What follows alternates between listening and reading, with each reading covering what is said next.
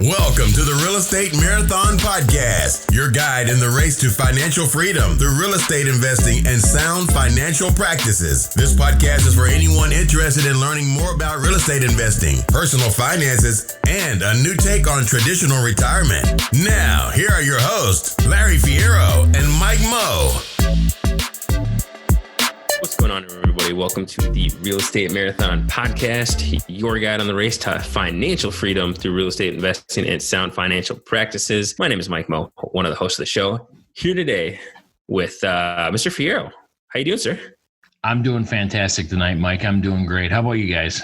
Everything going on well in Minnesota? Well, we're surviving. It's it's an interesting time here in Minnesota, as I'm sure many people are aware if we just turned on the TV in the last handful of weeks, but we're alive. So that's good. That's good. That's all you can do. Just take it one day at a time, man. Yeah, dude. Yep, absolutely. Yeah. So how's upstate?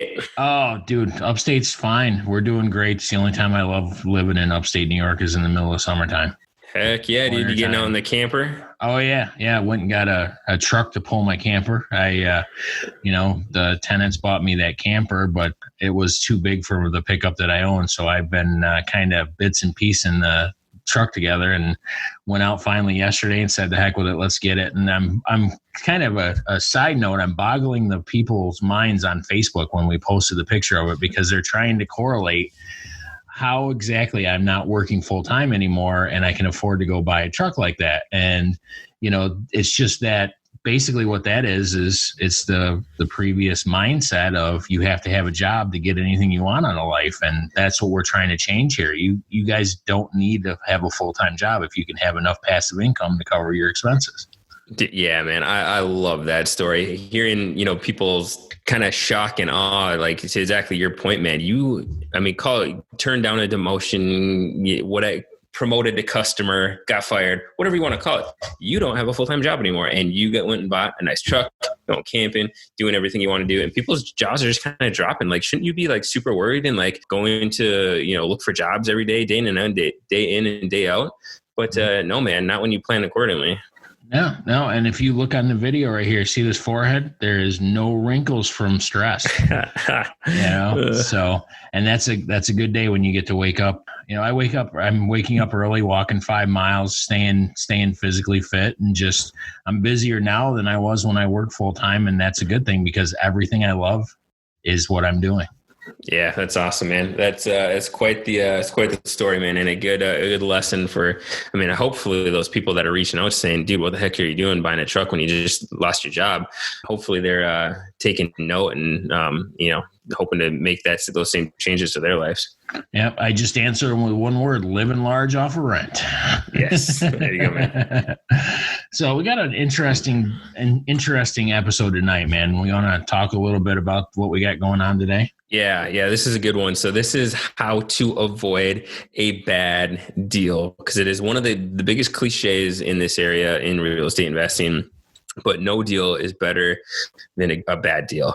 And kind of what spurred this is obviously it's, we got some things going on in the real estate industry. People think prices might be coming down in the near future, at least maybe a little bit more realistic than they have been in the last 7 or 8 years. And on top of that, people who have homes or have been maybe dabbling in real estate in the last 7 or 8 years might be sitting a little flush with some cash right now, as either they got a good chunk of equity in their house, or maybe they've sold a property or two in the last couple months, and they're sitting on a little bit of chunk of change, and they don't want to put it in that roller coaster of a stock market. So they're looking to get a little bit more serious in real estate. But buying a bad deal will take all that cash and put you on a sideline for potentially years to come. So we want to make sure that if you can, let's avoid some of those major pitfalls.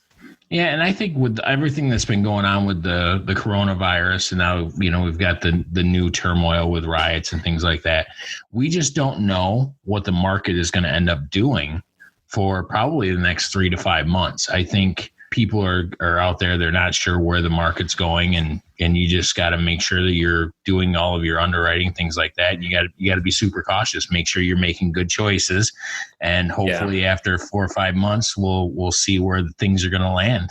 Yeah, let's be honest, man. You buy, if you started in real estate 6, 7, 8 years ago, you could have bought a bad deal and you were likely bailed out because of the market. It's definitely not the case anymore. Nor is it really the normal investing style you want to approach anyways, right? You don't want to be bailed out from a bad decision by the market and think that you just got lucky. So let's stack the deck in our favor and see if we can uncover some of these things that we should avoid, right? Yep. So, you want me to jump right into the warm-up? Yeah, dude, let's hit it. Okay, the warm-up for today, we're doing an adjustable rate mortgage. What an adjustable rate mortgage is a variable rate mortgage, adjustable rate mortgage, or tracker mortgage is a mortgage loan with the interest rate on the note periodically adjusted based on an index, which reflects the cost to the lender of borrowing on the credit markets. The loan may be offered at the lender's standard variable rate or base rate.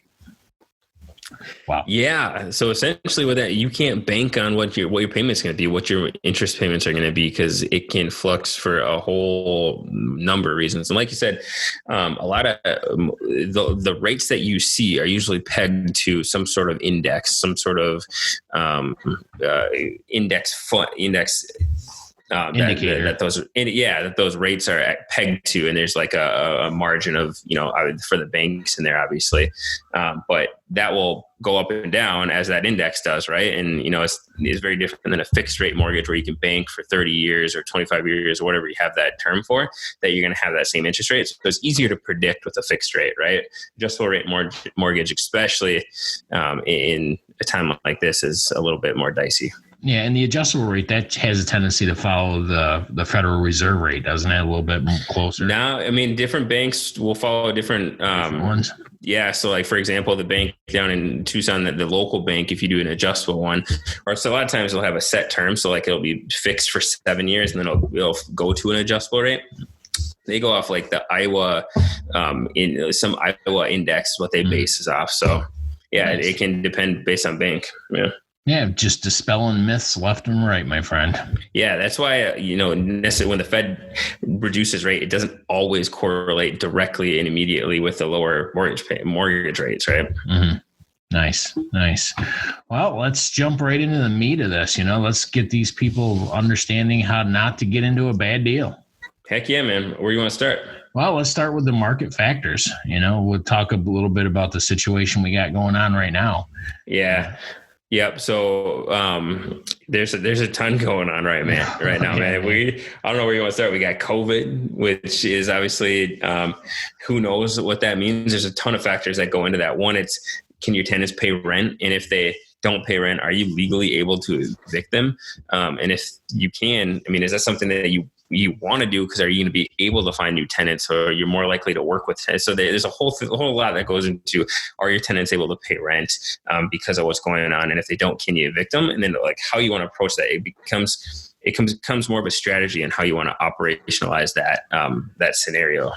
Yeah, and I found something out yesterday in New York. It's kind of interesting. Side note, the houses that I've got that I've listed for sale, they are doing an hour by hour change on the regulations having to deal with the COVID-19.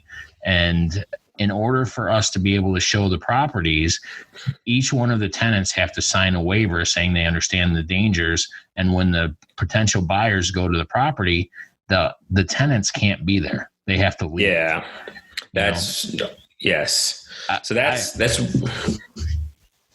that's one thing that we should, in general, closing a deal right now or finding a deal right now is typically, it's going to take a lot more time. So whatever you need to factor in, whether that's making sure that from a hold time, if you're doing a flip, from from construction time, if you're doing a flip, just from closing the deal, it's going to take longer. From selling the deal, it's potentially going to take longer. I sold a property, a house, 3-4 weeks ago now. When we showed it, it was pre-COVID when we had it on the market.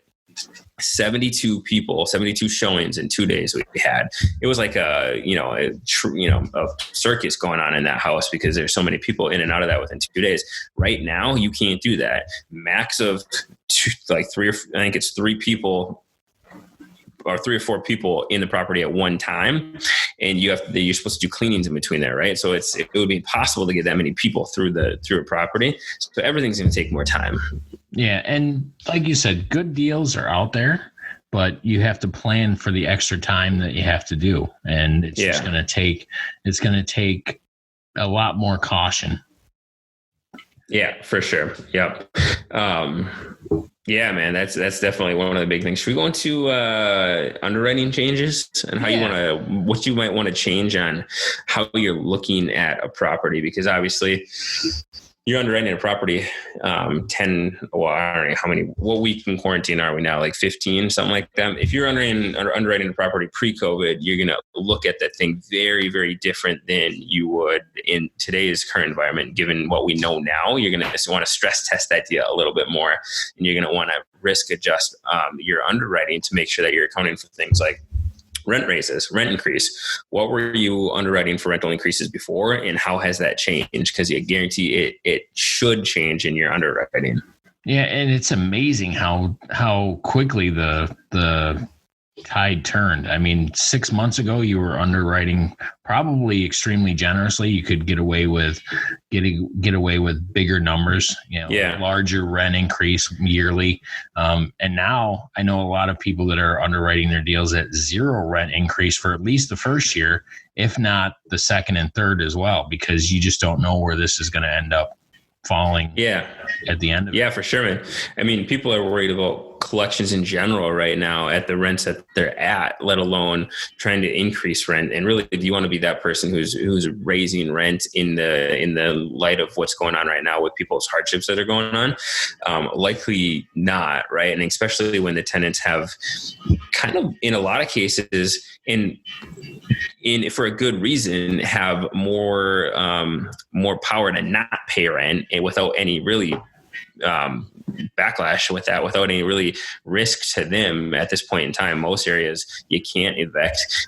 So if they don't pay the rent, they know there's not an issue to them, right? There's no really nothing you can do. Yeah. Now, not paying rent doesn't mean that they don't owe the rent, though. That's the caveat for a lot of tenants. Is these tenants are being told by these governors, or my New York governor is one of them, and he's telling people that they don't have to pay rent. They're putting a moratorium on rent. Well, now the tenants that I've got, most of my tenants have been paying on time. I've got a couple of people struggling, but they know that at the end of this 3 month, because we can actually evict in August, and I've already talked to my attorney, and I'm not saying that I'm going to evict them, but he did let me know that they will owe those 3 months of back rent when it comes due. So when you get down to there, and like you said, you don't really want to evict a tenant if they're a decent tenant before this, because they're going to get back to that point. But you have to temper that with how long can you go without cash to pay your bills. Yeah. And the point, kind of how we got down this rabbit hole is you don't want to try to raise rents into this because of obviously this situation we got going on right now. Right. Because, to your point, some tenants might just say, well, raise rent. So screw you. I'm not going to pay rent. And then to your point, 3 months later, they got a big rent bill, and you evict them and they bounce, and you can't really, you'll have a very difficult time collecting that from them. Right. So, I would just be cautious about underwriting large rental increases into your analysis right now, and potentially be waiting until end of year 1, potentially year 2 to act on any large value add strategies. So if you're going in and rehabbing things and raising the rents, I would potentially wait until that year 2 to start realizing some of those gains from that value add property strategy for a number of reasons that we just talked about. One, because it's hard to raise rent in this environment, and 2, it's also hard to coordinate the contractors and things like that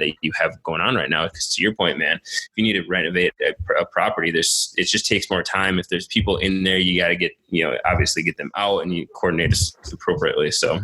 Yeah. And one of the big things, no matter what you use for underwriting, you have to underwrite all these properties.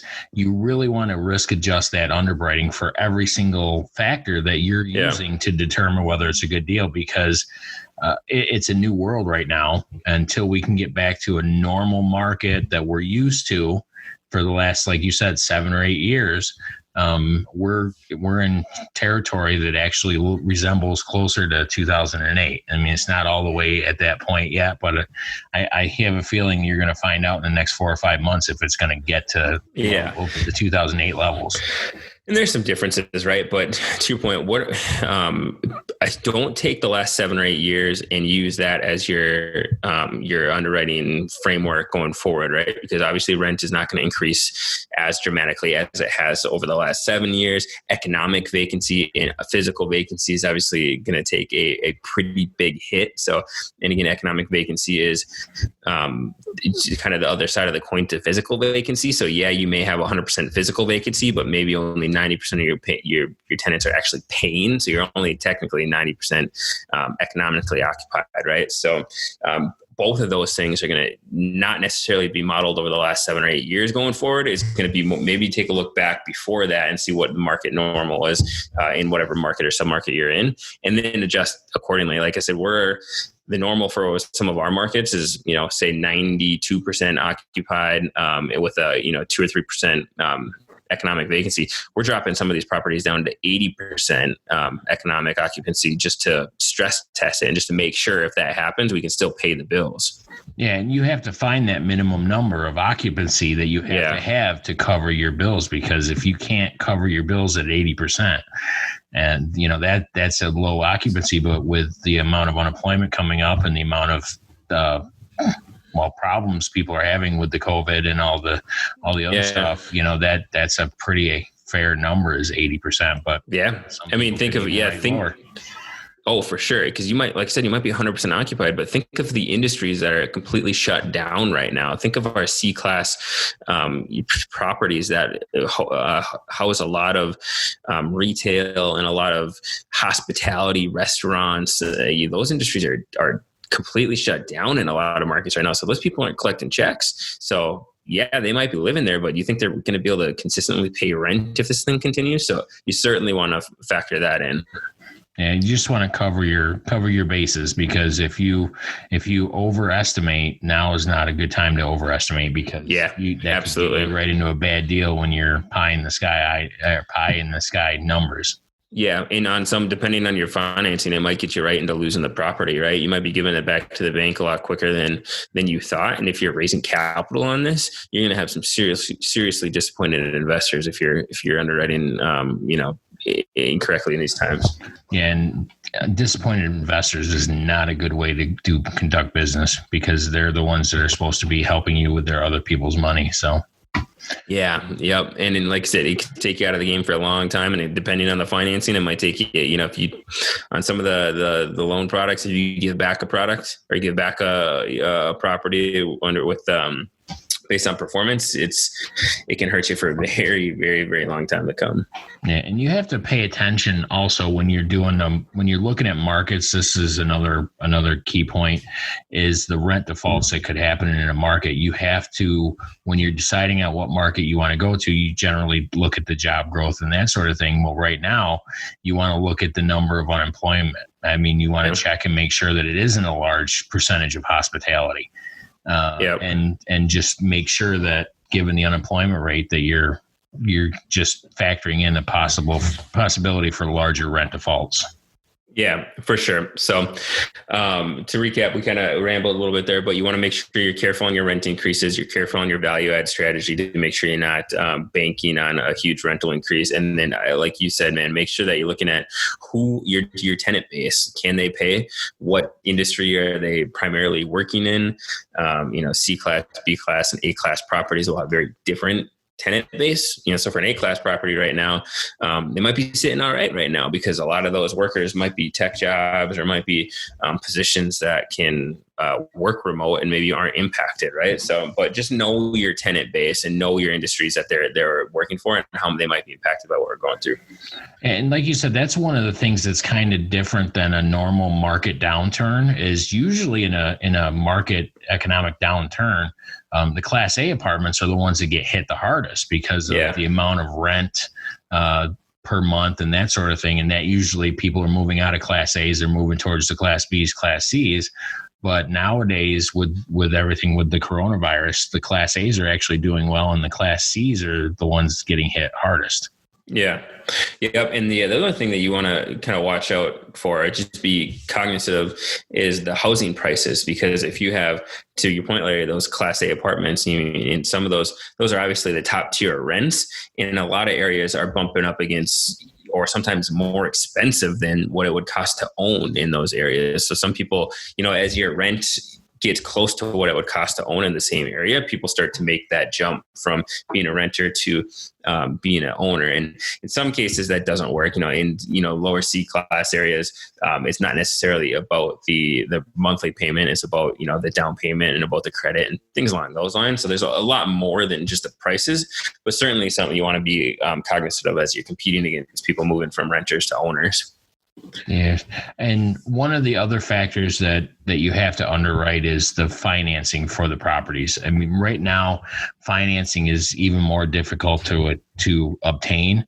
You're looking at a larger or smaller loan to value for financing. You're gonna pay more for the money. They're not going to give you as much money towards the purchase, so you'll have to come up with larger down payments, larger cash reserves to get you through, and it just becomes a real challenge. And you have to make sure that you got all your bases covered there, because if you're paying more in interest for the money, that means it's just going to increase your monthly expenses, and that's one of those things you have to factor in your underwriting. Yeah. Yep. And to your point, man, you might have been not had a concern in your mind about getting approved for an investment loan, pre-COVID, and now the banks are looking at things a lot differently, right? Like they're protecting their investors and their loans that they're giving out by scrutinizing things a little bit more, right? And this will vary dramatically depending on what type of property you're looking at. If you're looking at a 1 through 4, if you're looking at 5 units and up. Obviously that'll change dramatically, but one of the things that we've seen, we've been running into, just like everybody else who's looking at larger properties, is the reserves that you mentioned. And some of these banks now are requiring 12 months of principal and interest just to be held basically in dead in an account, in an escrow account that they get to hold on to and make sure that you're performing. And then at the end of that year, they'll give it back to you. Well, that's a ton of money. I mean, that's hundreds of thousands of dollars in some of these larger properties, right? That you essentially have to raise on top of this or bring to the table on top of this, that just sits dead in an escrow account that you cannot do anything with for 12 months. It's a huge change to your underwriting. Yeah. And that money does sit there and it can be used in an emergency situation, but you don't want to touch it. You want to make sure that it's there to cover, like you said, the reserves for the entire property. And yeah, man. So these lenders, these can't be pulled over or anything. This is not an emergency. They put this in escrow and they disperse it after 12 months. So you got to raise on top of your capital reserves and your rainy day fund this extra 12 months. And now they've lightened it up a little bit over the last few weeks to 9 months, but it's a pretty tight lock on that money. Yeah. I mean, it's a windfall after 9 months, but man, it's a real bear to get built up at the beginning. So, oh yeah. Yep. Especially depending on the property size, but. Oh yeah. Yeah. Now value add properties is another one that you have to pay attention to. Like we had talked about a little bit earlier, you want to try and concentrate on value add properties, but you have to pay attention to how much of a rent increase you're actually going to get from the value add. So now is probably not the best time to go in and redo all the kitchens and expect a $500 rent increase. Right. It's not something that's going to happen. Yeah. You'll likely get that, but when, right? Like when are you going to get that rent increase? When can you realize that? And the other side of it, just like we were talking about at the beginning of this, timing, right? Like how long is it going to take you to do these rehabs? And if you're doing a flip, especially if you're thinking about doing a value add and either doing a flip or a refinance, taking on large projects at this point in the cycle is a little bit more risky as well, because you're buying it, at whatever we're at right now. And then if it's a 9-month project, say this is a huge, gut job on a property, and it's going to take you 6 to 9 months. It's a lot of holding time for one, but two, at this point in time where we're at, you don't know where we're going to be at 9 months. And that's a pretty risky thing to do at this point in the game. So you just want to be careful on your holding time and the size of the projects and when you can actually realize the value add. A 9-month holding time could take a $500 rent increase for remodeling a kitchen and turn it into $100. And at that point, after 9 months, you're like, I'm already committed. Yeah, your return on your investment there is just not panning out properly. So just be careful on that. And maybe not as dicey on like the long-term holds, but we see this a lot with people on flips right now. People who are going underwater on flips because of being a little bit longer in the hold time and not knowing what's going to happen on the other side of that. So it doesn't take long for those holding costs to turn it into a negative profit. And especially when you don't know where the market's going to be, you're calculating your ARV or your after repair value based on what you know now. And in 6 months, a lot of things changes in 6 months. It does. So just be careful on that stuff. So, and when you're factoring, like you said, when you're doing the ROI, just make sure you're conservative. Yeah. I mean, everything we just talked about is a bunch of different ways of being conservative, right? Looking for making sure that you're not over calculating your rental increases and things like that. And your vacancy, economic and physical vacancy, make sure that you're counting really conservatively for that. The other side on that value add, man, that I'll add to as well, is you can still do value add, but the really attractive value add right now is expense cutting. If you can go in there and you see that property is being mismanaged like crazy, and it's not because rents are super low and you got to jack them up, but it's because their expenses are super high and you know that you can operate that more effectively than the existing owners. That's a really good find right now. So that way you don't have to raise the rents and you're still a decent, you're on the good side of the tenant still, but you are being able to make money because you can decrease those expenses. Yeah, so that's exactly. Good. That's yeah. Good. Now, what are some other factors? I know we've been talking a lot about, we've been figuring like a syndication or larger multifamily properties. What are some, if say somebody wants to buy duplexes, triplexes, single family houses, we got a couple other factors that they need to be careful on to make sure they're not getting a bad deal with those. Yeah. And to be fair, everything we talked about, it applies more dramatically to multifamily, but still want to be careful a bit with some of those smaller properties. It's just your mistakes are obviously at a smaller scale. You're instead of calculating, $100 a month instead of, maybe $5,000 a month, depending on the size of the property. Your misses are a little bit smaller, but yeah, dude, going back to like some of the basics, like we've talked about, I think a handful of times on the show in length on some of these episodes, but inspections and due diligence now becomes more important than ever. Because like we touched on earlier, you could buy a bad deal, 4 or 5 years ago, and your market just kind of saved you. Market saved my deal, that first duplex I bought and dumped, $15,000 into it essentially the first 2-3 weeks that I owned it, and then sold it 9 months later for, $45,000 profit. That was saved because of a good market, right? It wasn't because I was a good, that was a bad deal that I bought, missed out on some things on the due diligence, so was saved by a bad market. So due diligence now is way more important than I think it ever has been. Yeah, a good market can cure a lot of ills.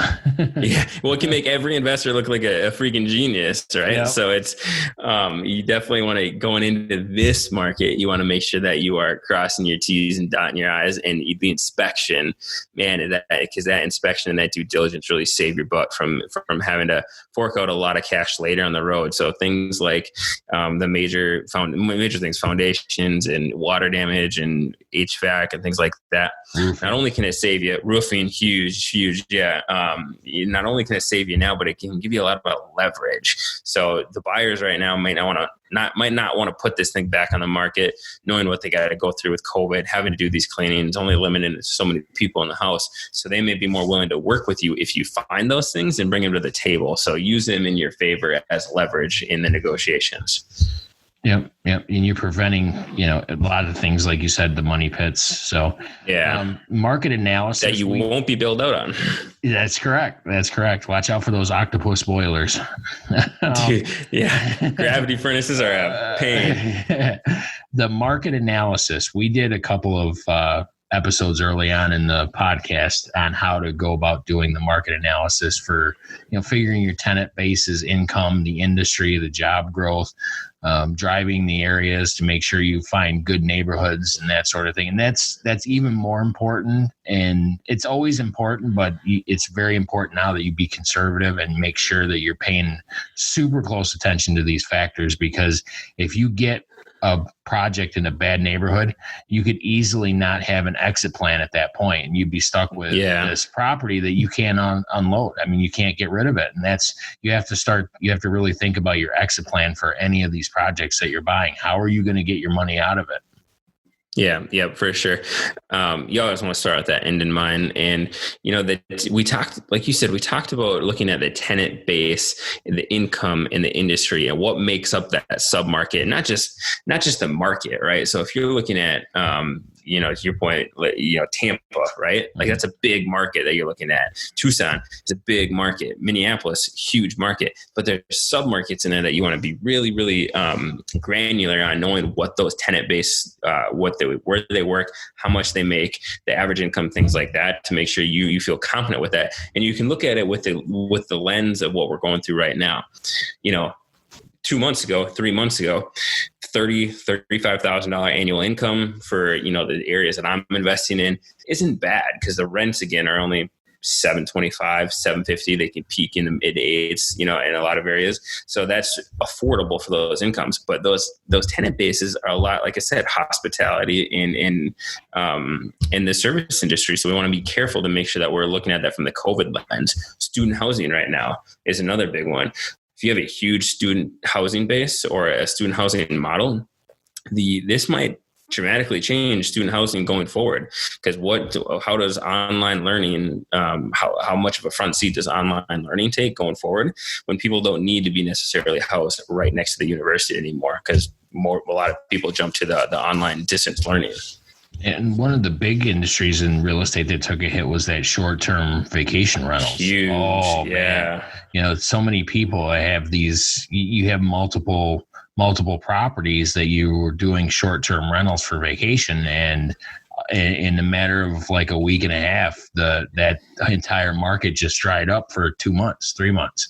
And, you got a lot of people. And one of the things I read where people would go and sign a lease for these properties and then turn around and re-rent them in the short term.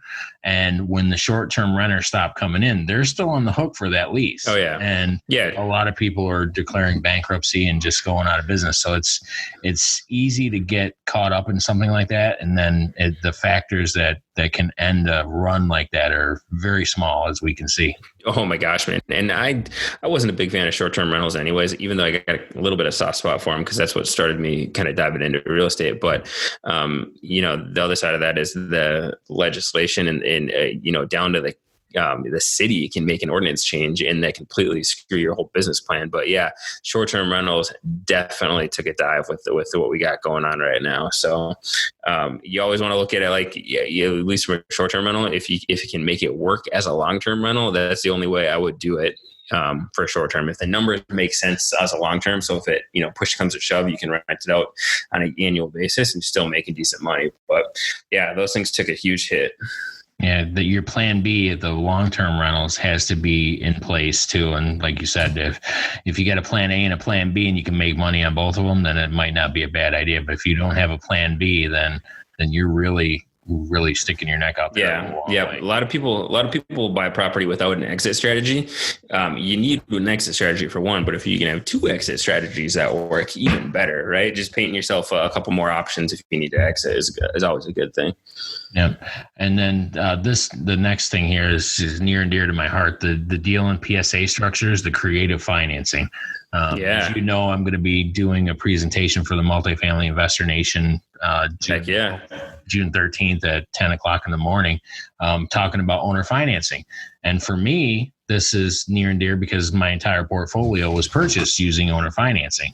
And what that is going to become more prevalent and more important these days because of the fact that banks are being super cautious on their lending criteria, and you want to be able to continue to make these purchases, and creative financing, owner financing, that sort of thing is a good way to make up the difference from what the banks are not lending. So that's something that you can always look into for just about any project that's out there. And you know, you got to get used to being told no, but once you get, once you find those few people that'll work with you, then, you know, you don't even need to talk to the banks.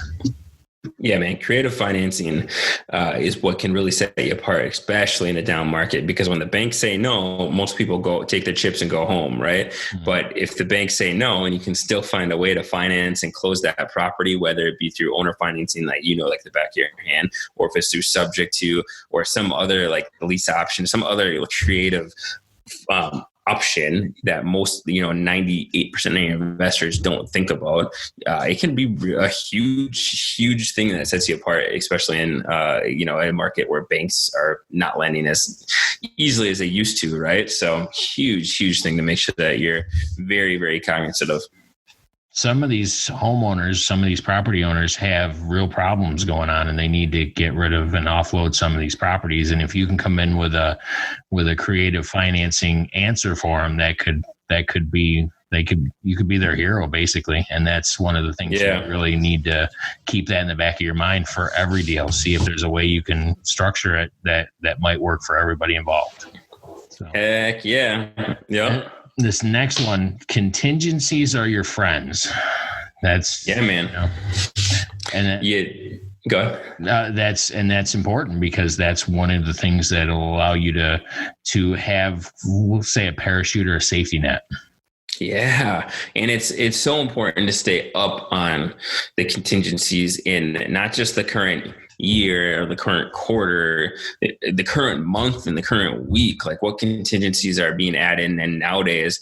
And I say that because there are new contingencies that really weren't commonplace, 2 months ago, 3 months ago, that are starting to, pop up, that are really, really in the buyer's best interest, right? So as an investor, one of the things, a performance contingency is one of the coolest things I've heard about in the last, couple of weeks since COVID came out, is there's essentially this contingency that you can put in there where if the property collections of the property dips, you can set the terms of it. If it's 6 months, 12 months below, again, you set the term, whatever, if you want to go off the average of the last 12 months of what the property's done, there's money that the seller has had to put in an escrow account that you can draw from to supplement. So, as owners, want to get rid of these properties and they see kind of the factors of the market right now, they might be more willing to agree to some of these contingencies. So that performance contingency is one that I never even heard about before this COVID,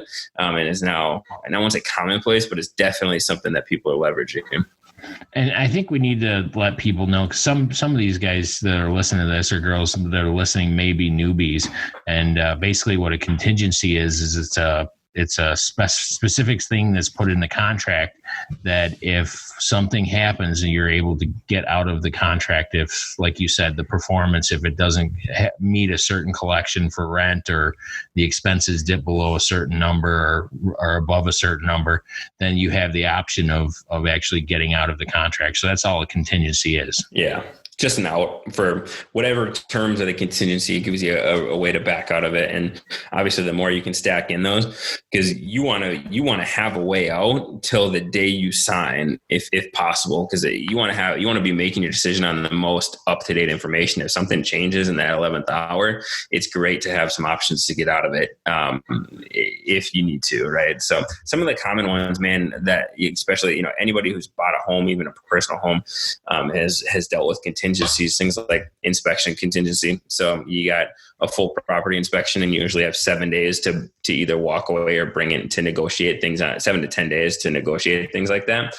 Financing contingency is another big one. If financing falls through, you have the ability to walk out, without any recourse. So. Yeah, and like you said, the closing extension is another one I like, because if something happens that delays closing, you don't have to close on a set day. You may be able to have a contingency in there that gives you an extension. Yeah, for sure. And in the larger properties, that avoids you, if you miss your closing date, typically you have money that is gone hard, or money that you can't get back at that point in time. So having those extensions in there are huge. It is save you a lot of money in the long run. Yeah. So. Yeah, for sure. Wow. So that was a pretty good episode, just trying to help people be cognizant of the different factors that go into buying a good deal, make sure they're paying super attention to not buying a bad deal. Yeah. And staying fresh on it, man. I think that's one of the biggest things that I've learned over the last, I don't know, like I said, 2 months or 2.5 months that this thing has been going on is you really got to have your ear on the market and know what is changing so that you can change either ahead of it or at least with it, right? Because buying a property 6 months ago and buying a property now has changed dramatically. And if you haven't been paying attention, you might be at a disadvantage in that transaction. So. Absolutely. It can go from a bad to a worse situation if you're not paying attention.